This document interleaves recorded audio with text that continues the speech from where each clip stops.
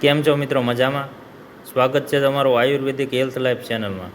આજે આપણે વાત કરીશું ગુલાબના ફૂલના પાંદડા અને પાખડી વિશે. તેનાથી કયા કયા રોગમાં ફાયદા થાય છે અને કયા રોગમાં નુકસાન છે તેના વિશે આજે વિગતવાર જોઈએ. મિત્રો, ફૂલોમાં ગુલાબને શ્રેષ્ઠ માનવામાં આવે છે. તેની સુંદરતા અને આકર્ષણ અદ્ભુત છે. ગુલાબના ફૂલને પોતાની સુંદરતા અને સુગંધને લીધે બધાના મન મોહી લે છે. પણ આપણને સુગંધ અને સુંદરતાનો જ ખ્યાલ હશે. સાથે સાથે ઔષધિ ગુણોથી પણ ભરપૂર બીમારીઓમાં રાહત થાય છે. કહેવાય છે ને મિત્રો, ગુલાબને પોતાના ગુણોના કારણે ફૂલોનો રાજા કહેવાય છે. આ એક એવું ફૂલ છે તેનું નામ સાંભળતા જ હોઠ પર હળવું સ્મિત આવી જાય છે. ગુલાબનો છોડ કાંટાળો હોવા છતાં બધાનો મનમોહક ફૂલ છે.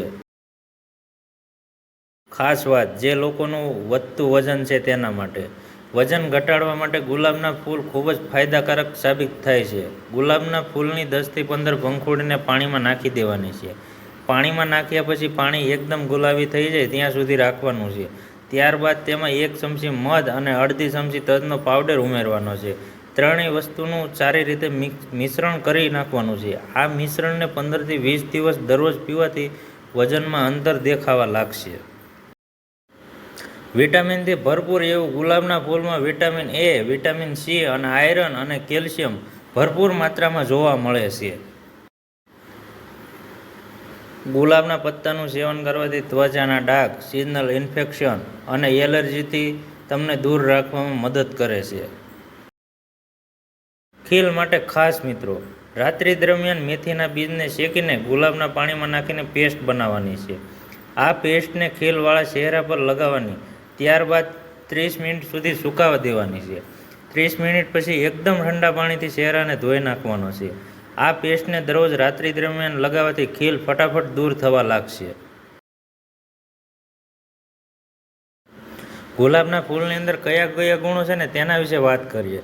ગુલાબમાં એન્ટી ઇન્ફ્લેમેટરી અને એન્ટીઓક્સિડન્ટ ગુણો ભરપૂર માત્રામાં હોય છે. તે આપણી ત્વચા માટે ખૂબ જ ઉપયોગી છે. ગુલાબનો પાવડર કઈ રીતે બનાવવો તેના વિશે જોઈએ. ગુલાબનો પાવડર બનાવવા માટે સૌથી પહેલાં ફૂલને લેવાના છે. ફૂલમાંથી પાંદડાને છૂટા પાડીને સારા પાણીમાં ધોઈ પછી તેને સૂકવી નાખવાના છે. 4 થી 5 દિવસ તાપમાં સૂકવ્યા બાદ પાંદડાને મિક્સરમાં પીસીને પાવડર બનાવવાનો છે. આ પાવડર બની ગયા બાદ એરટાઈટ ડબ્બામાં ભરીને રાખવાનો. તેનાથી પાવડર ખરાબ ના થાય. આ પાવડરના ઉપયોગ વિશે આપણે જોઈએ. ચહેરા પર ગુલાબી ગ્લો લાવવા માટે ગુલાબના પાવડરનો સ્ક્રબ બનાવીને લગાવવાનો. આ માટે ગુલાબના પાવડરમાં ખાંડ મિક્સ કરવાની છે. ખાંડ મિક્સ કરીને સ્ક્રબ બનાવવાનો છે. આ સ્ક્રબને તમારા ચહેરા અને ગરદન પર લગાવવાનો છે. ત્યારબાદ ચહેરા પર હળવા હાથે મસાજ કરવાનું છે. થોડી વાર પછી ચહેરાને સ્વસ્થ પાણીથી ધોઈ નાખો. તેનાથી તમારો ચહેરો કુદરતી રીતે ચમકવા લાગશે અને ગુલાબી ગ્લો થઈ જશે. ડાર્ક સર્કલ એટલે કે તમારી આંખોની નીચે જે કાળા પડતા કુંડાળા પડ્યા અને તેને ડાર્ક સર્કલ કહેવામાં આવે છે. એના માટે આપણે ગુલાબના ફૂલનો પાવડરનો ઉપયોગ કરવાનો છે. કઈ રીતે ઉપયોગ કરવો તે જોઈએ. એના માટે ગુલાબના પાવડરમાં દૂધ મિક્સ કરીને ડાર્ક સર્કલ એટલે કે કાળા કુંડાળા પર લગાવવાનો છે. તે સુકાઈ જાય પછી ચહેરાને ધોઈ નાખવાનો છે.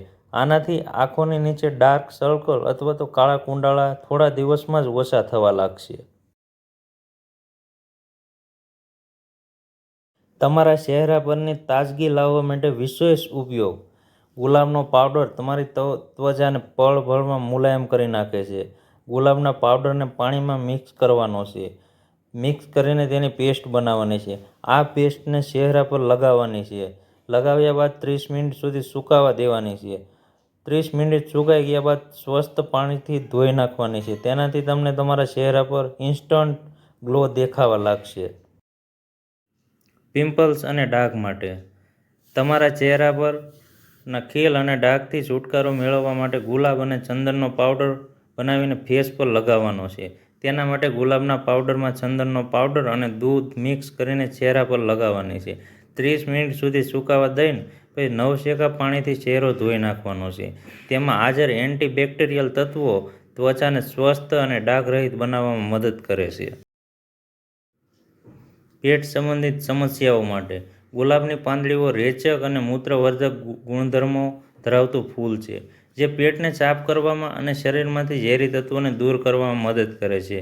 ગુલાબમાં લાલ ગુલાબ વધુ ફાયદાકારક માનવામાં આવે છે. મિત્રો, આપણે ફાયદા વિશે વાત કરી, હવે આપણે ગેરફાયદા વિશે વાત કરીશું. જો ગુલાબની પાંદડીઓ જંતુનાશક તરીકે તૈયાર કરવામાં આવી તો તેનો ઉપયોગ ટાળવો જોઈએ. તેનું સેવન કરવાથી તમારું સ્વાસ્થ્ય બગડી શકે છે. ગુલાબની પાંદડીઓમાં સોડિયમ ભરપૂર માત્રામાં હોય છે, જેથી તેનું વધુ પડતું સેવન કરવાથી હાઈ બ્લડ પ્રેશર થઈ શકે છે. મિત્રો, ગુલાબની પાંખડીઓમાં વિટામિન એ જોવા મળે છે. ક્યારેક ઓવરડોઝ માથાનો દુખાવો પણ થઈ શકે છે, ઉબકા, કોમા અને ક્યારેક વધુ પડતું સેવનથી મૃત્યુ પણ થઈ શકે છે. એટલે આનો પૂરતા પ્રમાણમાં ઉપયોગ કરવો જોઈએ. ગુલાબની પાંખડીઓને ખાંડની પૂરતી માત્રાનો સ્ત્રોત માનવામાં આવે છે, તેથી આના વધુ પડતા સેવનથી હૃદયની બીમારીઓ પણ થઈ શકે છે.